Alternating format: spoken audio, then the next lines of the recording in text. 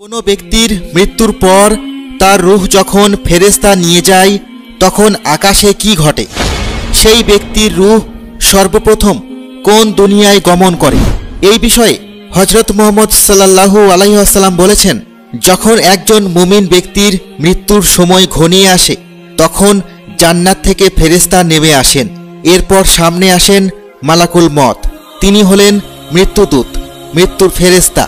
কাউকে বা কিছুকেই ভয় পান না। যেই ব্যক্তি মৃত্যুবরণ করবে তার মাথার পাশে গিয়ে তিনি বসেন এবং বলেন, হে প্রশান্ত আত্মা, তুমি তোমার পালনকর্তার নিকট ফিরে যাও। এবং এরপর রূহ তার শরীর ছেড়ে দিয়ে উপরে ভেসে ওঠে। ঠিক যেভাবে বোতলের মুখ থেকে এক ফোঁটা পানির বিন্দু বেরিয়ে আসে। রূহ চায় শরীর থেকে বেরিয়ে না আসতে, কিন্তু ফেরেশতাগণ তার হতে দেয় না। চোখের পলকে রূহকে ধরে ফেলেন তারা, যাতে করে রূহ কোনোভাবে মাটিতে পতিত না হয় বা অন্যথা কিছু হয়। অতঃপর সেই রূহটি নিয়ে তারা জান্নাতের দিকে চলে যায়। যে কোনো মুমিন বান্দার রূহ নিয়ে যাওয়ার সময় ফেরেশতাগণ অবাক হন, কি সুন্দর এই আত্মা। তারা বলেন, সে এত সুন্দর, এত সুন্দর। তারা সেই রূহ নিয়ে যখন প্রথম জান্নাতে প্রবেশ করতে যাবে তখন বলবে, দরজাটি খোলা হোক। এরপর দরজা খুলে যাবে এবং সেই রূহকে স্বাগতম জানাবে।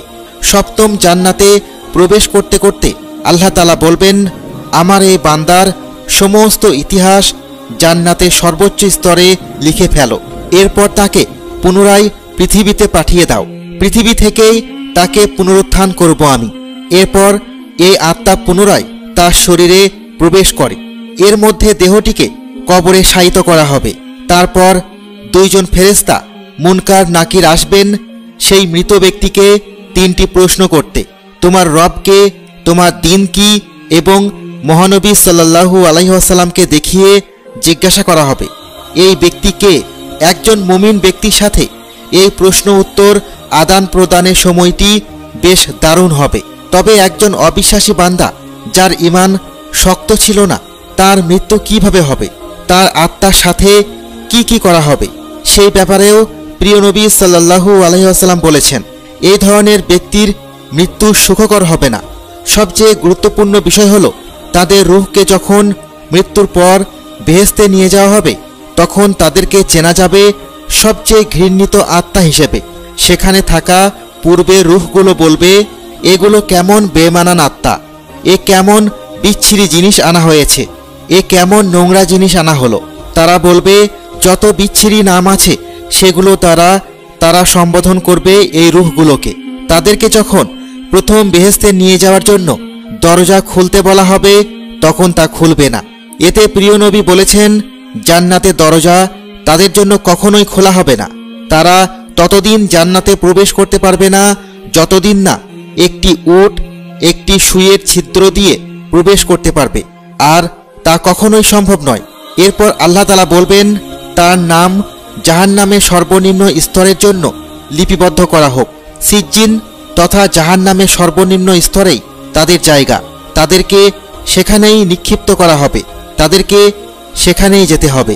অবশেষে তাদের রূহকে পুনরায় পৃথিবীতে আনা হবে তাদের দেহে স্থানান্তর করার জন্য। এরপর কবরে তাদেরকে একইভাবে প্রশ্ন করার জন্য অদ্ভুত অবয়ব ধারণ করবেন মুনকার নাকির। তাদেরকে বসানো হবে এবং সেই তিনটি প্রশ্ন করা হবে, তোমার রবকে। সে উত্তর দিতে পারবে না। তাদের মধ্যে কোনো ভয়ও থাকবে না। অতঃপর আসবে তাদের জন্য সবচেয়ে ভয়ঙ্কর পরিস্থিতি। তারা কেমন উত্তর দিবে এই ব্যাপারে প্রশ্ন করলে মহানবী সাল্লাল্লাহু আলাইহি ওয়াসাল্লাম বিশ্লেষণ করে বলেন, কবর হচ্ছে মানুষের মৃত্যুর পরের জীবনের প্রথম ধাপ। এই সময়টাতে সে একজন মুমিন হিসেবে ভালো সময় পার করুক বা ঈমানহীন ব্যক্তি হিসেবে খারাপ সময় পার করুক, তার রূহ সেখানে সবসময় অবস্থান করবে না। তারা তাহলে জান্নাত বা জাহান্নামে যাওয়ার পূর্বে কোথায় থাকবে? পুনরুত্থাপনের পূর্বে তারা কোথায় থাকবে? মূলত একজন মানুষ কেমন ছিল তার উপর নির্ভর করে। রূহগুলো হয়তোবা জান্নাতের মাঝ বরাবর থাকবে, অথবা জান্নাতের দরজায়, অথবা জান্নাতের চারপাশে। আর যারা কাফির ছিল তাদের সাথে কি হবে? হযরত মুহাম্মদ সাল্লাল্লাহু আলাইহি ওয়াসাল্লাম এই ব্যাপারে একটি গুরুত্বপূর্ণ স্বপ্ন দেখেছিলেন। তিনি স্বপ্নে দেখতে পান এক ব্যক্তি যে সবসময় মিথ্যা কথা বলতো, তার মুখের দুই পাশ টেনে ধরে দুই দিকে আটকানো হয়েছে। আর একজনের মুখকে পাথর দ্বারা চূর্ণ বিচূর্ণ করতে দেখা গিয়েছে। আর একজন ব্যক্তি যে নামাজ আদায় করত না, তার মাথাকে পাথর দ্বারা চূর্ণ বিচূর্ণ করতে দেখা গিয়েছে। আর যারা সবসময় ব্যভিচারে লিপ্ত ছিল, তাদেরকে ফুটন্ত আগুনে নিক্ষেপ করতে দেখা গিয়েছে। এরকম আরও অনেক রকমের শাস্তি দেওয়া হবে এরকম কাফেরদের।